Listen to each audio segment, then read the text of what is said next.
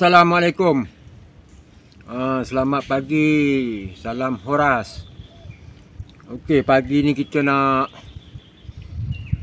casting. Ada dua perkara lah. Kita nak casting. Lepas tu tengok kalau sesuai ni kita pakai umpan. Tapi apa hal pun kita pakai casting lah. Alhamdulillah. Kita dapat duit YouTube tu, kita belilah pancing lagi. Pancing kecil pula, siri 5,000. Siri 5,000 Viking lah. Alhamdulillah kita dapat duit YouTube sikit. Kita beli pancing. Makna dia adalah benda, tak ada duit tu habis macam itu aja. Yang hari tu Viking 7,000. Yang ini 5,000. Buat casting boleh lah, kecil, ringan. Dia sedap lah kita nak tu. Lepas tu kita nak pakai umpan apa ni? Kita nak pakai umpan geli-geli lah. Dia punya ini besar sikit lah. Pasal air laju ni, dia ada beza sikit. Ini besar sikit, ini kecil. Yang besar sikit ni untuk air laju sikit lah, berat sikit lah. Air pun keruh ni. Kita tengok. Okey, jom kita casting.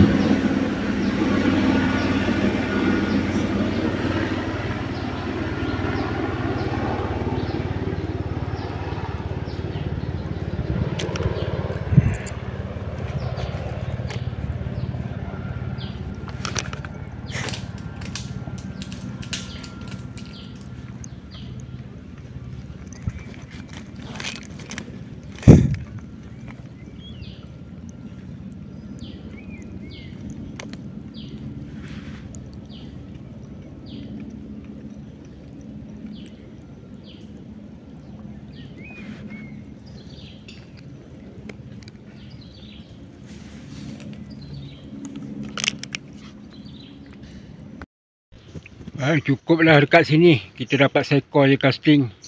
Kita kena ubah tempat lain lah. Kita pakai pancing apa ni, pancing dasar tu, pakai umpan punya. Okey, jom kita cepat pergi, air tengah pasang ni.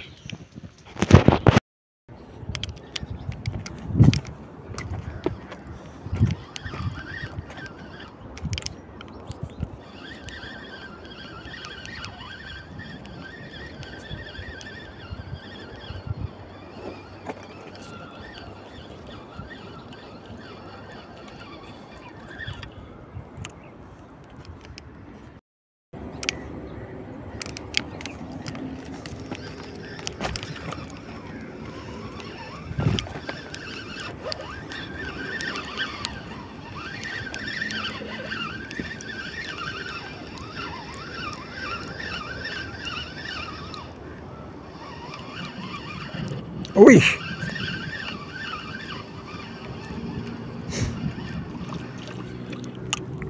Oh, dia lagi. Oh, kapas. Buat sambal tumis buka puasa ni.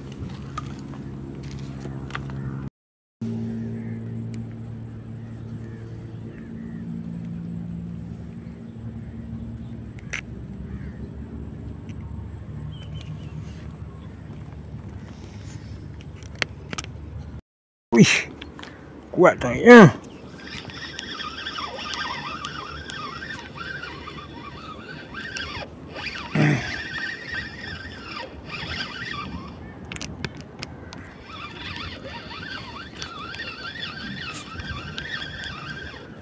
Ui. Tak padan dengan rupanya.